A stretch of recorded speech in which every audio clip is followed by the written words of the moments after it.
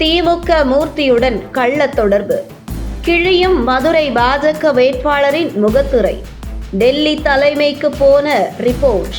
நடந்து முடிந்த சட்டசபை தேர்தலில் பாஜக போட்டியிட்ட 27 தொகுதியில் வெற்றி பெறக்கூடிய தொகுதியில் முதல் இடத்தில் இருந்தது மதுரை தெற்கு தொகுதி.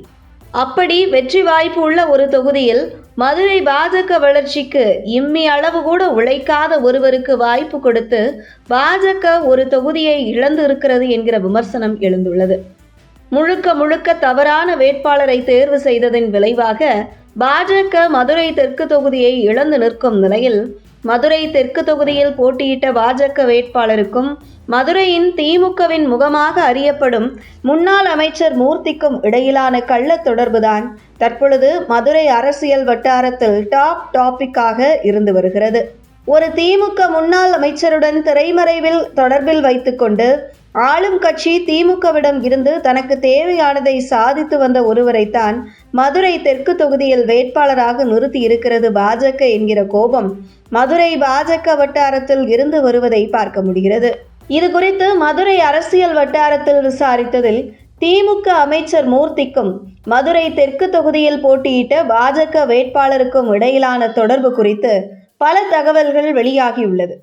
குறிப்பாக கடந்த 5 வருட திமுக ஆட்சியில் முன்னாள் அமைச்சர் மூர்த்தி பல்வேறு குற்றச்சாட்டுகளில் சிக்கினார்.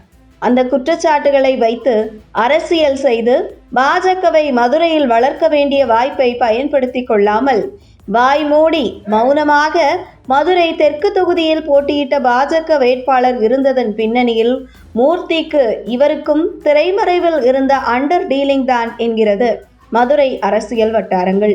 குறிப்பாக கடந்த 5 வருட திமுக ஆட்சியில் மூர்த்திக்கு எதிராக ஒரு வார்த்தை கூட பேசாத மதுரை தெற்கு தொகுதியில் போட்டியிட்டு மண்ணை கவிய பாஜக வேட்பாளர் மாறாக பல கோடி செலவு செய்து முன்னாள் அமைச்சர் மூர்த்தியின் இல்ல ஆடம்பர திருமண விழா மிகப்பெரிய சர்ச்சையாக வெடித்த போது கூட அந்த ஆடம்பர திருமண விழா குறித்த கேள்விகளுக்கு மூர்த்திக்கு முட்டு கொடுப்பது போன்றே பேட்டி கொடுத்தவர்தான் மதுரை தெற்கு தொகுதியில் போட்டியிட்ட பாஜக வேட்பாளர்.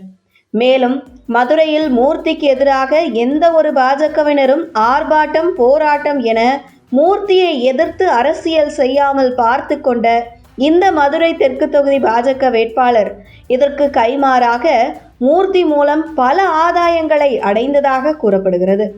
தன்னுடைய பெண் ஆதரவாளர்களுக்கு திமுக ஆட்சியில் மூர்த்தியிடம் பேசி டெண்டர் வாங்கி கொடுத்தும் இருக்கிறார் இந்த மதுரை தெற்கு தொகுதியில் போட்டியிட்ட பாஜக வேட்பாளர் என கூறப்படுகிறது.